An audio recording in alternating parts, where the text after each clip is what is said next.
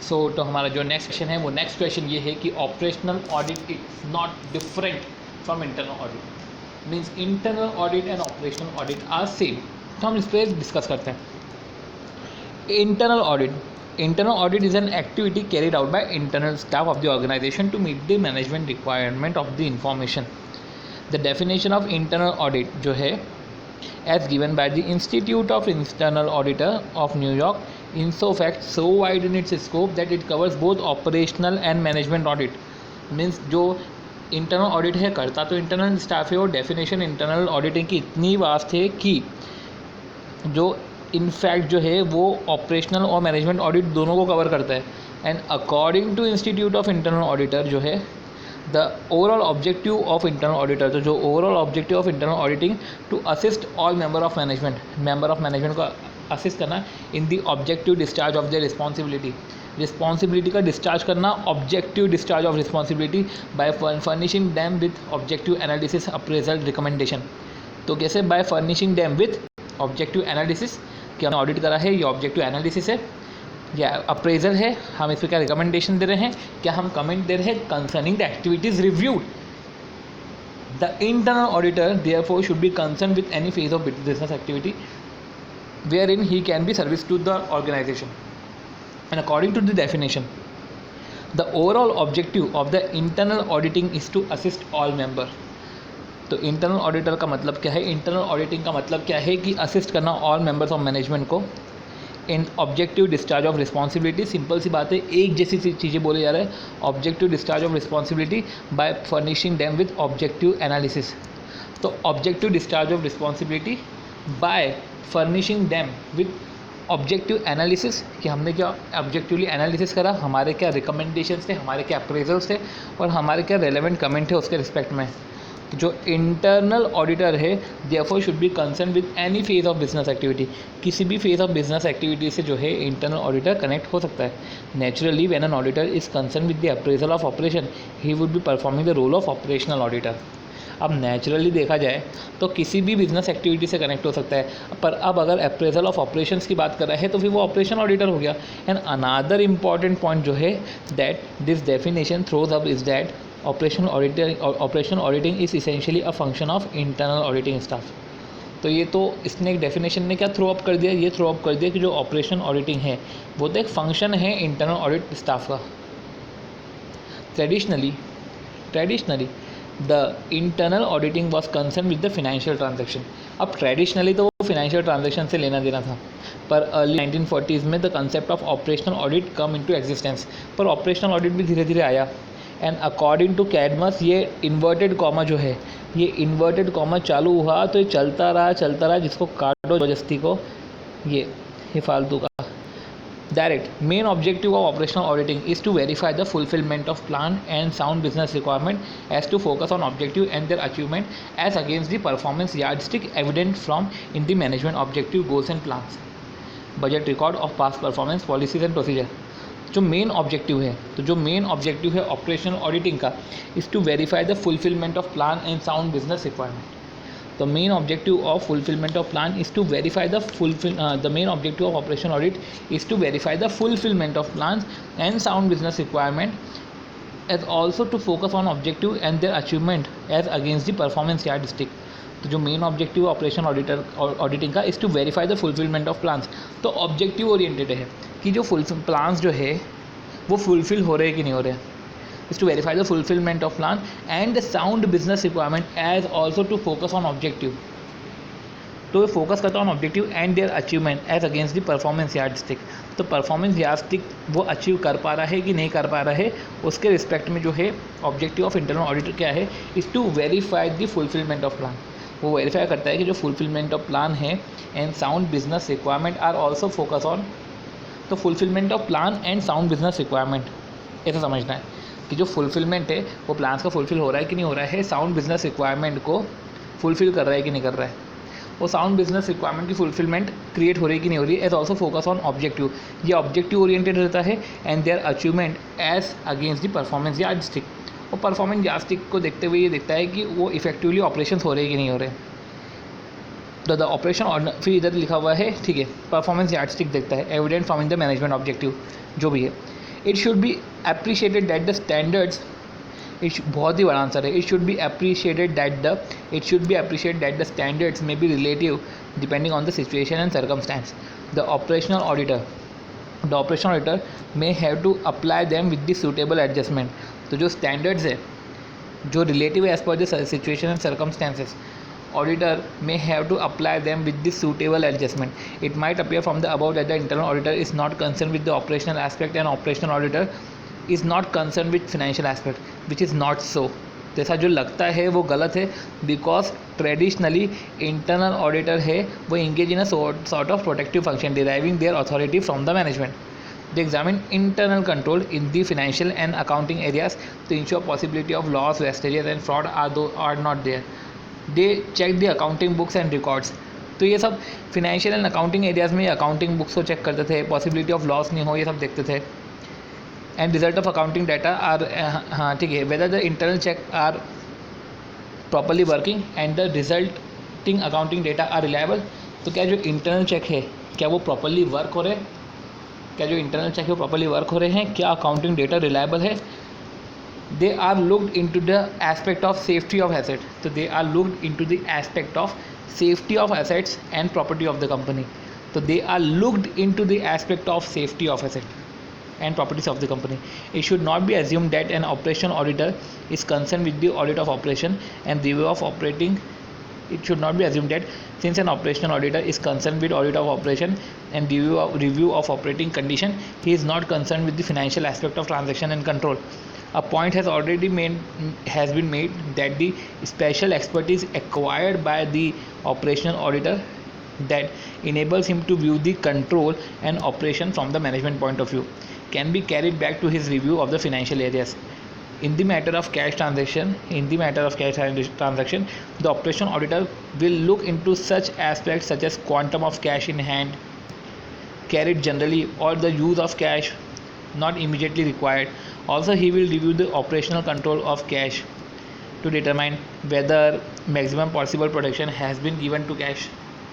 Similarly, in the audit of inventory, he would have management policy. So, in the audit of inventory, he would have management policies. In the pure administrative areas on inventory, he will see whether the adequate security and insurance arrangement exists for the protection of inventory. So, similarly, जब in the audit of inventory, he would have management policy.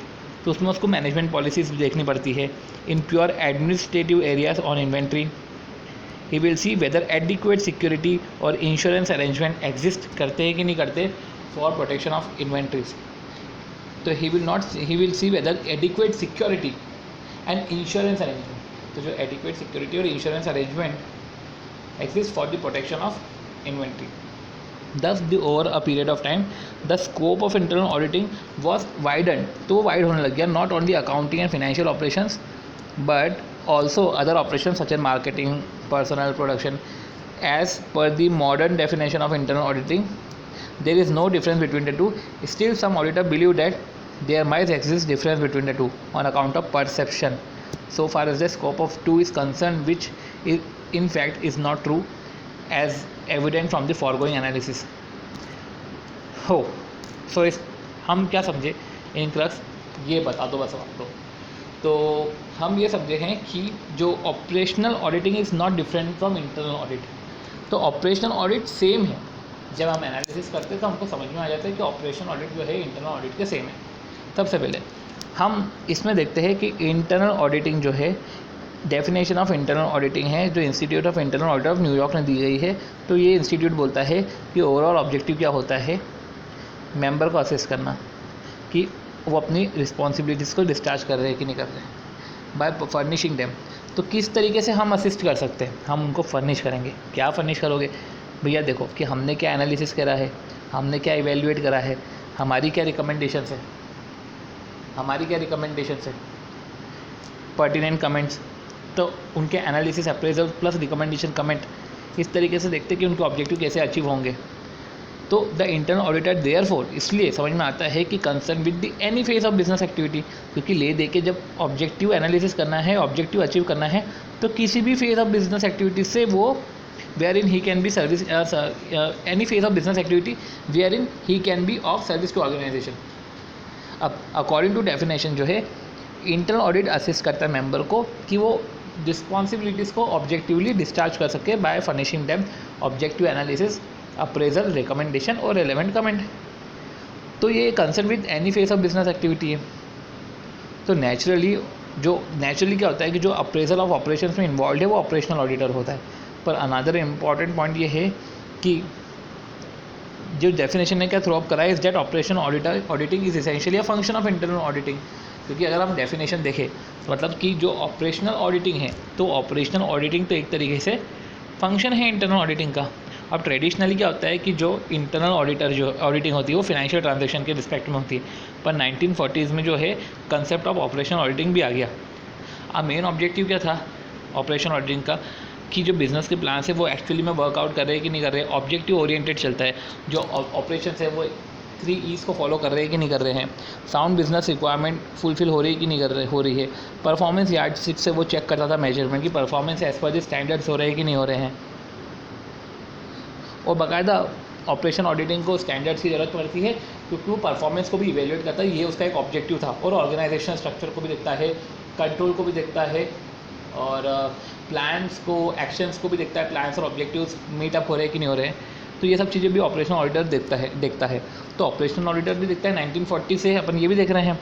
और internal auditor भी traditionally तो financial accounting areas पे लगता था कि loss नहीं हो तो प्रॉपर इंटरनल कंट्रोल होना चाहिए उस एरियाज़ में, अकाउंटिंग बुक्स प्रॉपर मेंटेन होना चाहिए, इंटरनल चेक होना चाहिए। और ऑपरेशन ऑडिटर 1940 में आया तो वो ऑपरेशंस ऑडिट करने लग गया। He is not concern with the financial aspect, तो ऑपरेशनल कंडीशन से रिलेटेड है वो।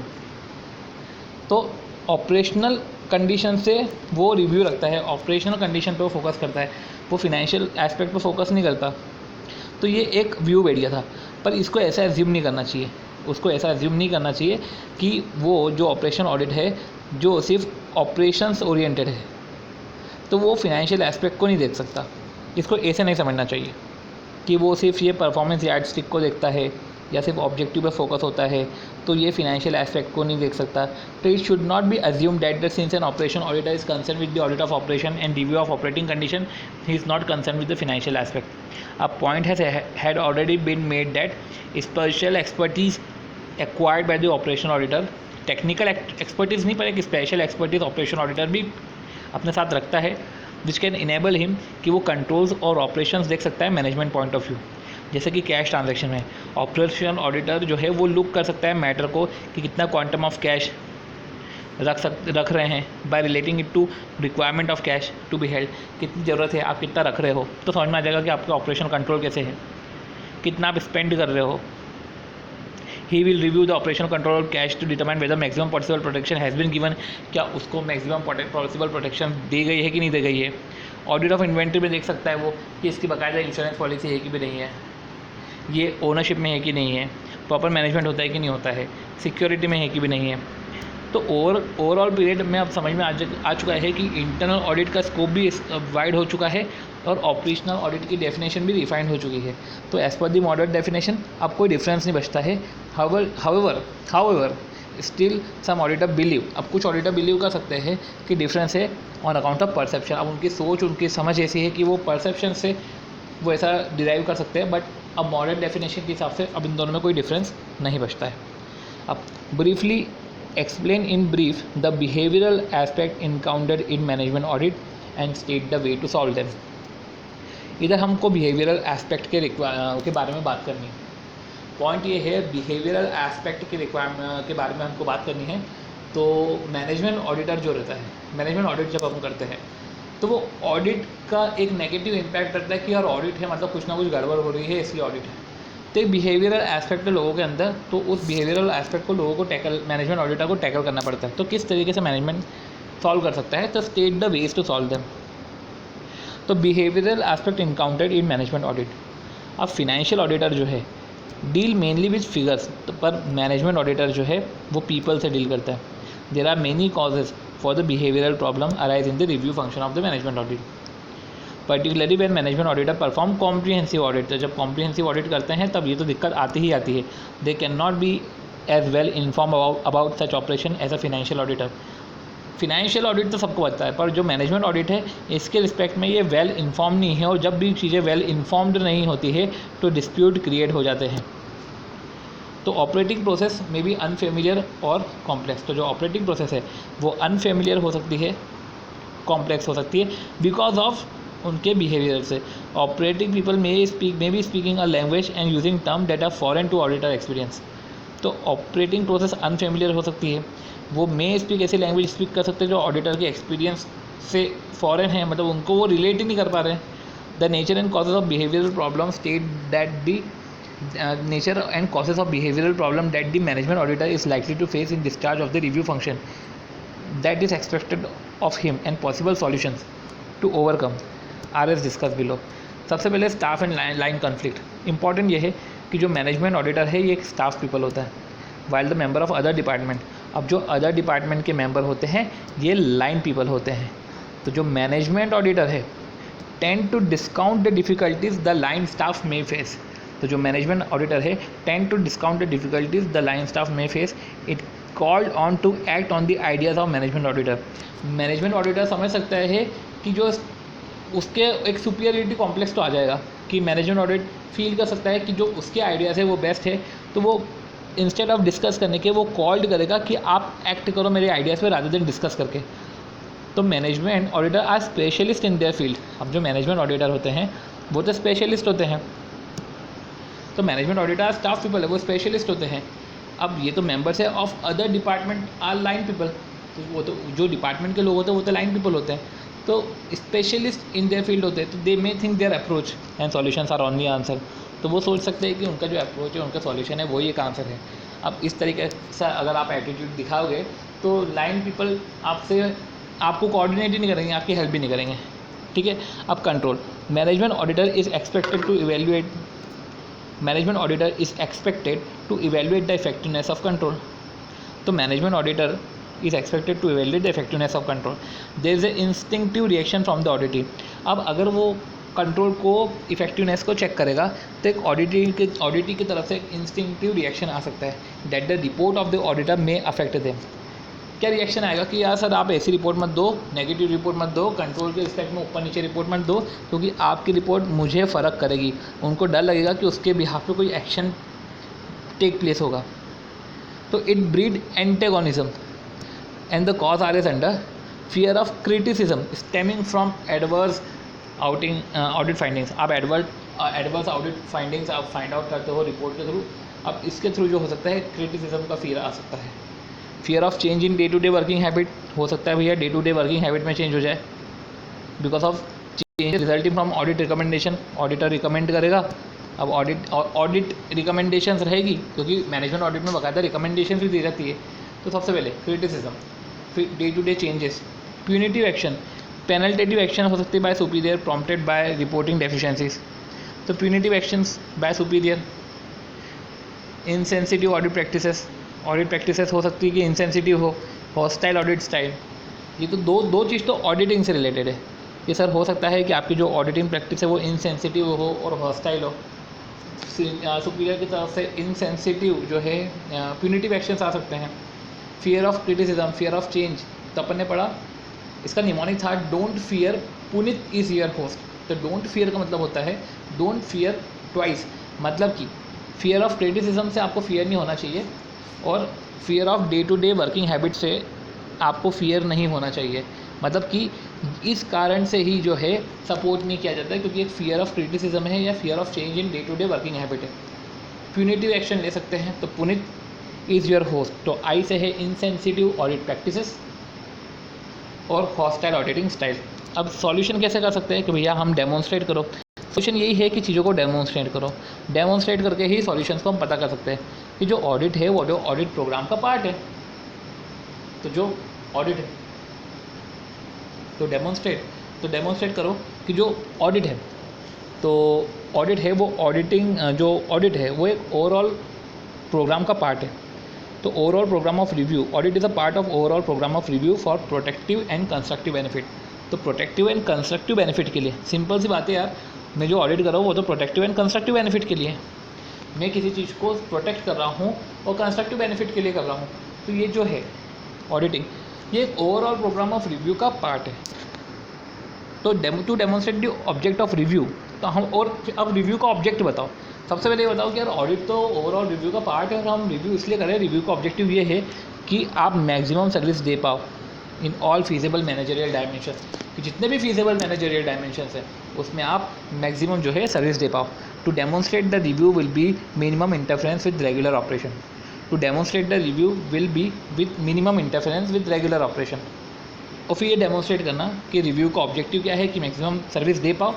रिव्यू का ये भी ऑब्जेक्टिव है कि मिनिमम इंटरफेरेंस में वो रेगुलर ऑपरेशंस आप दे पाओ। अब मैक्सिमम सर्विस दे पाओ और मिनिमम इंटरफेरेंस से आप जो है रेगुलर ऑपरेशंस कर पाओ। तो ऑपरेशन का स्कोप भी बड़ा और ऑपरेशन भी smooth. The responsible officer will be involve in the process of review. तो जो रिस्पॉन्सिबल ऑफिसर्स है वो responsible officer will be involve in the process of review of findings and recommendation before the audit report is formally released. तो जो responsible officer है will be involve in the process of review. तो जो responsible officer है will be involve in the process of review. तो review के process में जो है रिस्पॉन्सिबल ऑफिसर्स इन्वॉल्व होते हैं of the findings and recommendation before the audit report is formally released. तो ऑडिट रिपोर्ट के फॉर्मली रिलीज के पहले responsible officer will be involve in the process of review of findings and recommendation. तो जब हम findings करते हैं, उनको रिव्यू करते हैं, रिकमेंडेशंस करते हैं, तो रिस्पॉन्सिबल ऑफिसर भी इन्वॉल्व होते हैं। उसके बाद जो है ऑडिट रिपोर्ट को रिलीज़ की जाती है। It is essential to create atmosphere of trust and friendliness का तो एटमॉस्फेयर मेंटेन करना ही ज़रूरी है। जो ट्रस्ट एंड फ्रेंडलीनेस का एटमॉस्फेयर तो मेंटेन करना ही ज़रूरी है, अदरवाइज़ चीज़ें वैसे वर्क नहीं कर पाएगी जैसे करनी चाहिए। तो finally it needs hardly any emphasis that there should be a right management culture. Enlightened audit is an auditor of the right caliber. Finally, it needs hardly any emphasis that there should be a right management culture. ये तो होना ही चाहिए, इस पर कोई emphasis, it need hardly any emphasis that there should be a right management culture. Enlightened auditors and auditors of the right caliber may be to expect a combination at all times. At all the three is asking for the impossible, but a concerted effort of management auditor and auditee is to achieve a more acceptable climate would go a long way to achieve the goal. But a concerted effort by management auditor and auditee to achieve a more acceptable climate would go a long way to achieve the goal. तो भले ही हम बहुत ये impossible एक right management culture का, enlightened auditees का and auditors of the right calibre, ये मिलना मुश्किल है, बट अगर कंसर्टेड एफर्ट रहेंगे मैनेजमेंट के, ऑडिटर के, ऑडिटी के, तो गोल्स को अचीव किया जा सकता है। तो ईजी था, इतना दिमाग लगाने की ज़रूरत नहीं थी। मैं फाइनेंशियल ऑडिटर जो फाइनेंस में डील करता है, मैनेजमेंट ऑडिटर पीपल में डील करते हैं, तो बिहेवियरल प्रॉब्लम तो होने ही है।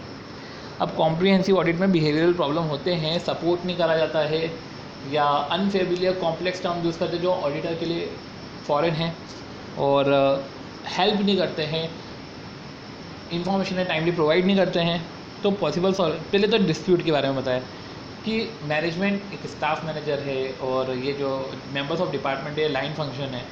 अब मैनेजमेंट थोड़ा सा एक्सपर्टीज़ हो, जब भी एक एक्सपर्टीज़ खुद को कम से कम ऐसा सुपीरियरिटी कॉम्प्लेक्स तो आ जाता है कि वो स्पेशलिस्ट होते हैं, तो इंस्टेड ऑफ आइडियाज़ डील करने के वो एक्ट नहीं करते हैं आइडियाज़ पे, वो उनको लगता है कि उनके अप्रोच सही है। अब सही है तो वो लाइन से एकदम डील कर लेते हैं विदाउट कम्युनिकेटिंग, और विदाउट कम्युनिकेटिंग अगर डील कर लेते हैं तो सिंपल सी बात है, लाइन वाले ऑफेंड हो जाते हैं, उनको समझ, और लाइन वालों को समझाना पड़ेगा ताकि वो बेस्ट तरीके से चीज़ों को कर पाए। तो एक इंटरैक्टिव होना भी ज़रूरी है। तो कंट्रोल, जो मैनेजमेंट ऑडिटर है is expected to evaluate the effectiveness of control.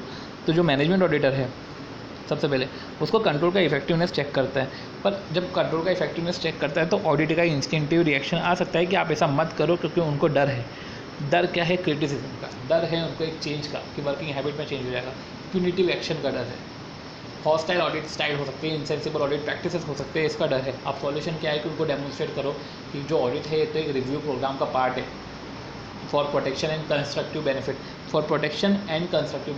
तो बेनिफिट के लिए कर रहे हैं। और रिव्यू का ऑब्जेक्टिव बताओ कि रिव्यू का ऑब्जेक्टिव क्या है कि एक मैक्सिमम सर्विस दे पाओ, लेस इंटरवेंशन में और मिनिमम इंटरवेंशन में आप दे पाओ मैक्सिमम सर्विस। अब रिस्पॉन्सिबल ऑफिसर्स है will be involve in the process of review तो जो रिस्पॉन्सिबल ऑफिसर है इस प्रोसेस ऑफ रिव्यू में आपके साथ रहेंगे। तो ऑडिट रिपोर्ट इशू करने के पहले उनसे आप रिकमेंडेशन लो, नहीं सॉरी उनकी हेल्प से या उनके साथ बैठ के बातचीत करके फिर ऑडिट रिपोर्ट इशू करनी चाहिए। तो इस तरीके से हमने जो है ये वाला 5th क्वेश्चन है, ये 5th क्वेश्चन ओवर किया है। अब आते हैं अपना 6th क्वेश्चन। 6th क्वेश्चन ये है, K Limited required you to organise a management audit programme, state a plan of action. अब के लिमिटेड क्या रिक्वायर करता है कि एक मैनेजमेंट ऑडिट प्रोग्राम को ऑर्गेनाइज करो and briefly state a plan of action. तो अब इधर हम क्वेश्चन नंबर 6 को डिस्कस करेंगे।